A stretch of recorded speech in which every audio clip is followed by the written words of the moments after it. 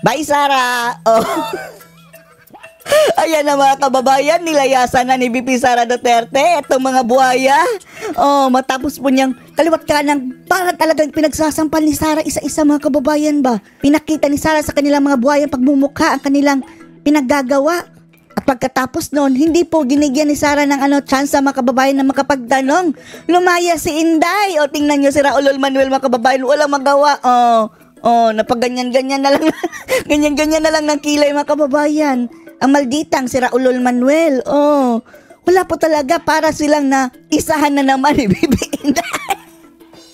At tiniknikal kasi ni Sara mga kababayan itong mga syunga din itong mga bata ni Tamba, no? Nagpadala ng sulat kay Sara na hindi malinaw ang rules. Ang sabi kasi mga kababayan na ang witness na daw ang mag-take oath. Tapos tinanong ni Sara, witness ba ako? Resource person na siya. Ayaw ko mag-take oath. Si Francisca Castro mga kababayan, hanggang tingin na lang mga kababayan. Ayaw mag-take oath ni Sara, bahala kayo. At ang nangyari mga kababayan, wala talaga. Kaupo lang si Sara, ang nag-take oath mga kababayan, yun lang mga kasamahan niya. At ang maganda po rito mga kababayan, nakapag-privilege speech pa si Sara, binakbakan niya itong mga buhaya, pati na si Romualdez. Tapos, wala silang chansang sumagot mga kababayan. Nilayasan. Minister the oath eto of the invited guests and resource nice move person. Ito, VP Sara Duterte. Mr. Chair? Yes, the Honorable Vice When you President. sent a letter to the Office of the Vice President, you attached a copy of the rules Ayusin nyo kasi ang pagkakasulat, yung rules. Abogado te in aid of legislation. Yes po. Yes, sir. Binasa niya. Nakalagay po doon na witnesses lang po ang ino-oath. Sabi niyo po ngayon. Witnesses lang ang ino-oath. Sila ang gumawa ng rules, yung Congress. Kaya dumalo dyan si Sara. Kami.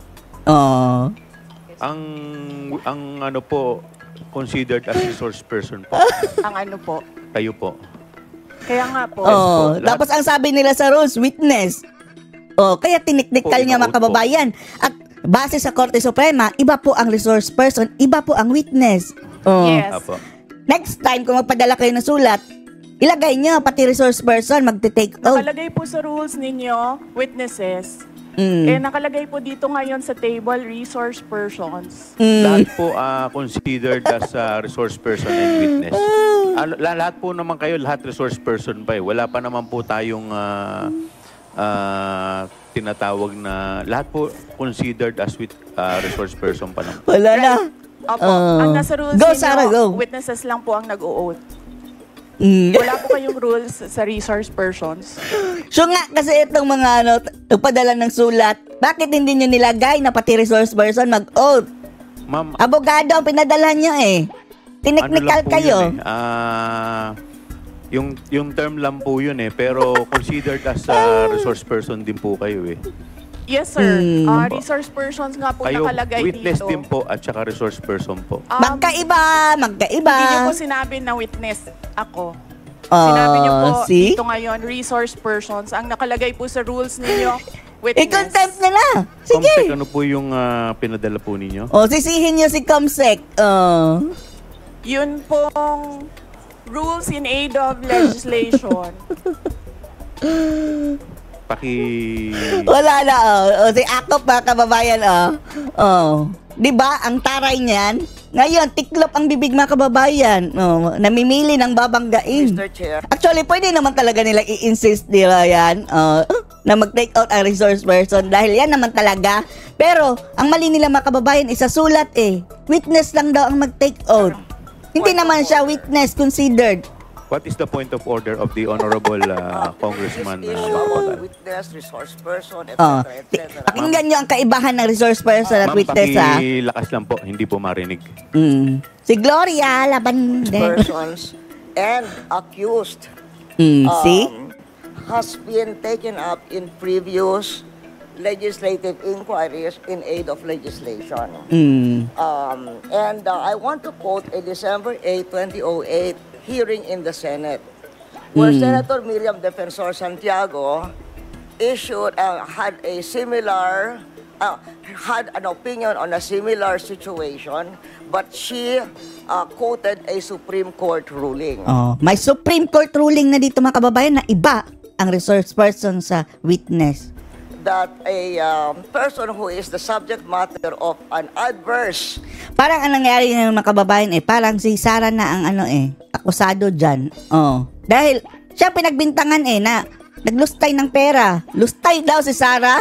Sabi ng mga luya lustay. of adverse privilege speech is not a mere witness. Not a mere or witness. person of interest, meaning a suspect. She is in fact accused of what seems to be a criminal case for violation of certain criminal laws, including malversation of public funds. So pwede siyang mag-refuse na mag-take oath dahil ma-incriminate niya ang kanyang sarili. And there is a case quoted in 2007, Standard Chartered Bank versus the Committee on Banks, where the court repeated the rule that an accused occupies a different tier Correct? of protection from an ordinary witness. So, where the court said, Supreme Court said, whereas an ordinary witness may be compelled to take the witness stand and claim the privilege at each question requiring an incriminating answer is shot at him, an accused may altogether refuse to take the witness stand. Correct. Oh. 'Di ba? Inaakusahan nila si VP Sara mga kababayan, may karapatan siyang mag-refuse. Oh, ayoko mag-take oath diyan. Refuse to answer any or all questions. Anong purpose niya ni Sara mga kababayan?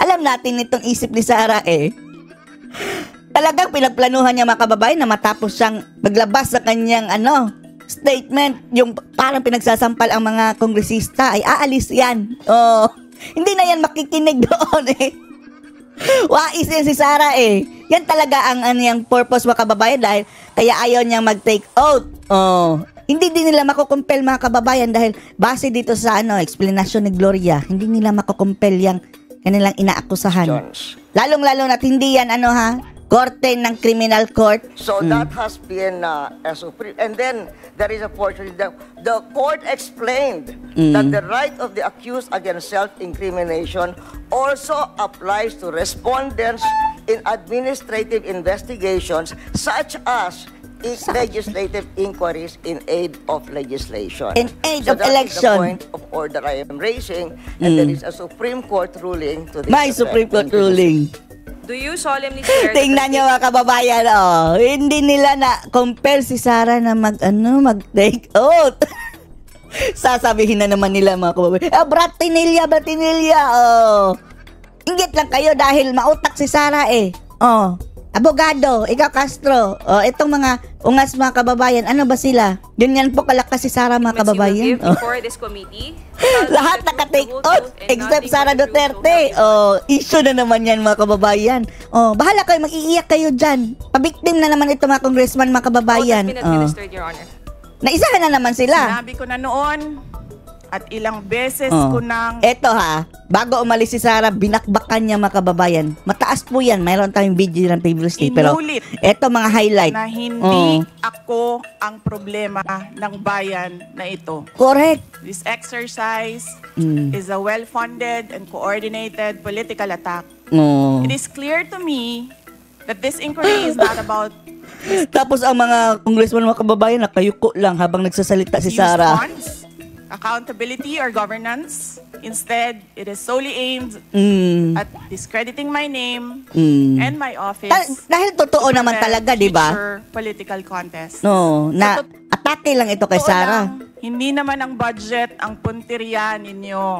No. Dahil napakadali naman magtanggal ng budget. Correct. What Tanggalin you niyo are na, dami trying niyo pa to sinasabi. do is make a case for impeachment. Impeachment. So, you may try to destroy me. You can skin me alive. Balatan niyo ako ng buhay. And throw my ashes to the wind. Throw my ashes to the But wind. let it be known, you will find me unbowed. I will not allow Hindi niyo ako mapapayuko. myself to be subjected to an inquiry based on an empty privilege speech. Just Empty so you privilege speech ng porky-porky mga kababayan. Itong matabang kongresista na bata ni Tamba. Attack me and do indirectly what you failed to do directly during the budget hearings. Oh, naisahan na naman sila ni I Sara, mga therefore kababayan. request this committee to terminate this inquiry Terminate! for its clear lack of any proposed legislation. May I Correct. request to leave the inquiry? In fairness kay Sara, mga kababayan, humingi siya ng permission na umalis. Lumayas. Walang magawa sila, mga kababayan. Pwede naman po, considering na hindi naman din po kayo Takot din eh. Takot din si chairman. naka-oath and alam naman po namin Kaya hindi nag-out. marami rin po kayong ginagawa. The Vice President is Wala talagang nag-object, mga kababayan. Pati sina Castro, sina Raulol, silent dahil kapag iimik si Castro at si mga kababayan, Raulol, ilalaglag ni Sara, ikaw yung NPA, ikaw yung convicted criminal. Marami pang si Sara, mga kababayan, tinatagong bala ng mga baho ng mga makakaliwang grupong ito. Takot sila, mga kababayan, ikastiguhin si Sara face to face. excuse. Thank you. Thank you po, Thank you, ma'am. everyone. Good morning. 1 minute suspension is declared by the chair. Layas na si Sara. Aalis ka na. Babay na rin ba sa ating alaala? Babay na, Sara. Si Raulol Manuel, walang nagawa. Oh, nga na lang si Raulol, mga kababayan. Oh. Anong masasabi niyo dito, mga kababayan, na naisahan? Oh, yung mga media, mga kababayan, sumama kay Sara, nagsialisan. Iniwan na ang mga congressman. Oh, sumama lahat kay Sara. Anong masasabi niyo dito sa big move ni Sara Duterte? Post your comments below.